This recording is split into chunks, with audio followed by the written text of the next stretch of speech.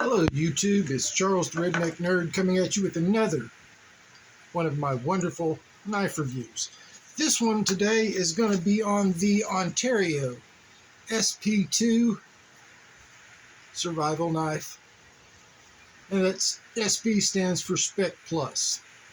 And we'll get into this real quick. The blade length is 5.5 inches with a 5.1 inch handle of over-molded kraton. Overall length is 10.6 inches. It says it has a flat grind, but I'm seeing more. Now, let's see if I can get it in focus. The edge actually starts right about, the grind actually starts right down here. It is 0.188 inches thick, and it does have this kind of, well, sawtooth type spine on it. I don't think that's going to really work for even hardly notching. It is a clip point. It is made, well, this one was made of 1095. They now make them out of 1075. The weight should be about 14 ounces.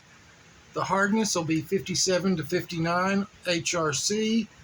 And of course, being Ontario, it comes with this ballistic nylon sheath that, well, you can transport the knife in.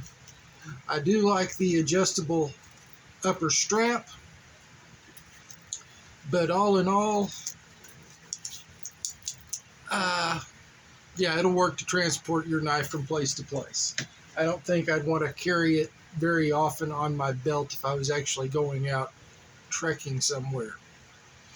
Now, I haven't used this one much. I have used it some to do some feather sticking, and I have used it some to cut some small twigs and limbs off of kindling. But other than that, I just haven't used it much. It came with a decent edge and still has a decent edge on it, and I haven't really sharpened it or done anything with it. I would say we'd try some paper, but I don't see any really here near me right now. I'm going to have to restock my supplies. But all in all, for a price of roughly $35, I think when I bought mine, it was like on sale for like $22 on Amazon, and I think that's why I got it. Wasn't really that I was so much interested in it. It is basically the same blade shape as their Air Force survival knife. And I have seen a couple of videos where the knife steel was not hardened correctly.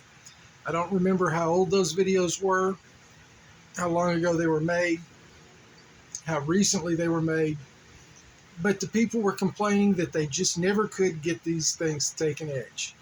Well, mine has an edge on it, and through about an hour's worth of feather sticking, it and the traction coating, this, let's see what they exactly call it, black epoxy powder coat, has held up fairly well.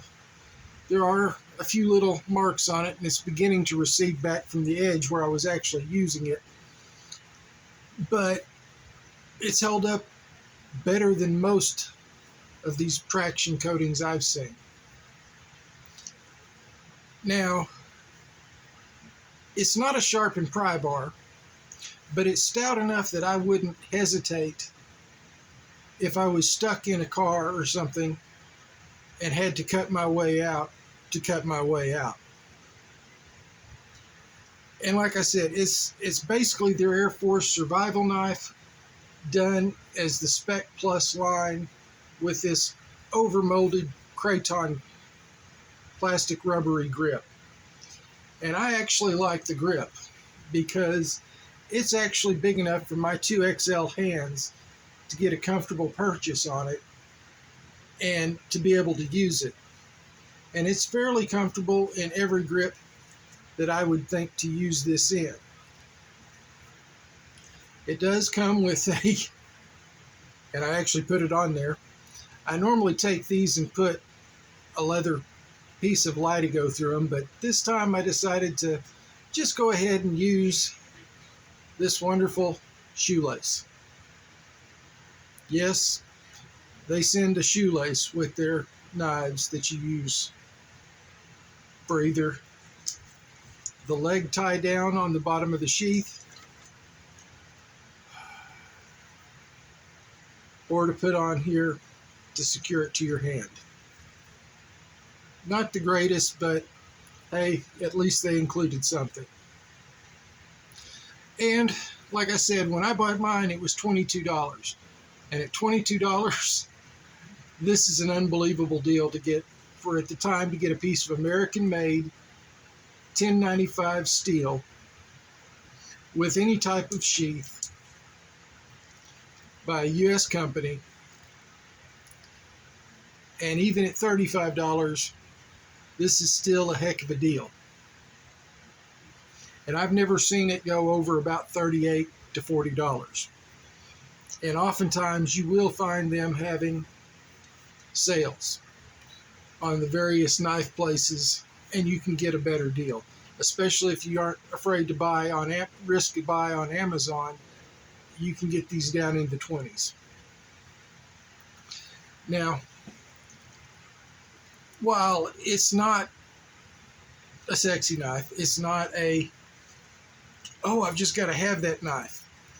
If all you're wanting is a knife that you can get, to put in a bag, to throw in the trunk of your car, that you know, if it came down to it, is going to be a quality knife that you can use to depend on, or in your truck, or in your tackle box, or even just wherever you're working, this is a good deal.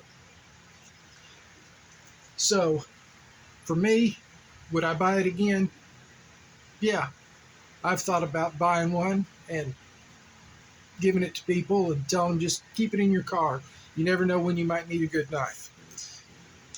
Now, on to the part of the show where Little Squatch doles out thanks and recommendations. And this week, Little Squatch is doling out a thank because last week I got a package from Scab over at Choir Boys Cutlery, and he sent me the Ninjuko. Yes, the Ninjuko by Work Tough Gear. Mainly because he was curious as to see how this handle would fit in that giant hand, where that hand is a whole lot bigger than the knife and blade combined. Shockingly, as you can see, it fits well. Fencing grip, it fits really well. Donnie be all day talked about this a couple of weeks ago. You've got that angle, and that your pinky kind of wraps around that and locks it in, even in the fencing grip. Reverse grip does well. I'm been using it for feather sticking and some other little tasks, and I'm going to get to using it some more. I did take a green Brillo pad, one of those green plastic scratch pads, and kind of cleaned a lot of the staining off of it because didn't want to take a chance on it rusting, because Scab uses the knives down in Florida. I live in Arkansas. While it's not as humid as Florida, it is still pretty humid. You've got to keep them cleaned and blade pasted somehow. Protect the blades. It did come with this little sheath. In a few days, there should be a video up on the Ninjuko by Work Tough Gear, which I believe that's a Joe Flowers design, and I just really like the design and shape of this little knife. And we'll get into that on the next video. But then, I got another surprise. It came from Scab via Donnie Be All Day. And this one came in, I believe it was Thursday. And it is the Extremer Ratio Desert Warfare. And the actual model number is the MF2. MF2. Well, that's good. And this knife, of course, is just, at first look, really weird looking, especially this. But it works. I've only had this for 2 days, and I've spent most of the 2 days just playing with this knife. And even when I'm sitting on the couch watching television or YouTube videos, I'm just playing with it because I'm amazed at how it feels and how it looks. So we're going to have a video up on this, but that'll probably be at least 2 weeks from now because I want to get out and get some work done with it. If you want to go ahead and see this knife in use, head over to Scab's channel, Choir Boys Outdoors, and of course he'll have a hard use video on this, and he'll give you his opinion of it.